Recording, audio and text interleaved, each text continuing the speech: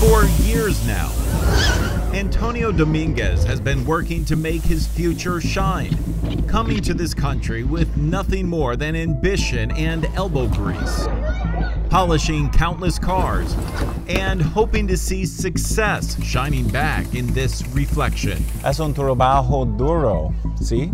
Sí. It's a tough job. Muy duro. Very tough, very hard. And the hardest part, he says, has just been trying to get paid. Dominguez started by working here at La Playa Car Wash in Culver City, washing and drying cars for 6 years. Until, he says, he finally realized he was the one being taken to the cleaners.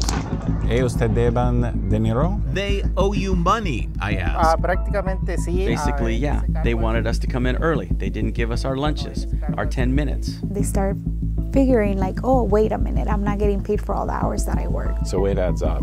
Yeah, it definitely does. I mean, we're talking, what, thousands at the end of the year? Oh yeah, for sure. That's just for one worker. Flor Rodriguez helped organize 63 more employees from the same car wash and filed a claim with the California Labor Commission. And you believe there are millions of dollars that car wash owes employees. Oh yeah, for sure. The state agreed and cited the car wash for $2.36 million for wage theft, saying workers weren't being paid for waiting time, saying there was no overtime pay, and saying managers regularly altered workers' time cards to reduce total hours worked. And if it's happening at car washes, do you think it's happening at other places?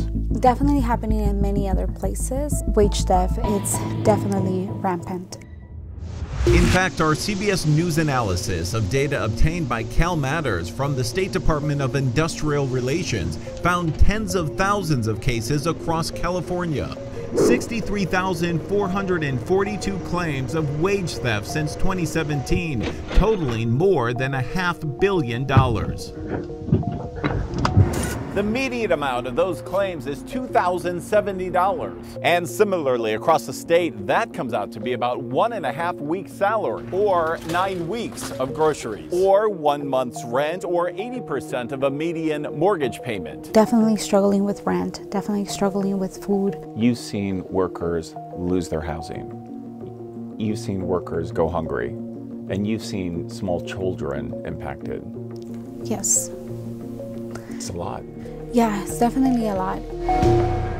And even if the state orders a claim to be paid, California's own data shows more than half, 58%, never see a dime. And only about a third, 28%, ever get paid in full. That means out of $500 million in wages stolen across California, our investigation found the state has only recovered $126,853,456. That's less than a quarter of the money, only 23%. It's shameful. State Senator Marie Durazo has been working to change those numbers, change how the state regulators deal with wage theft.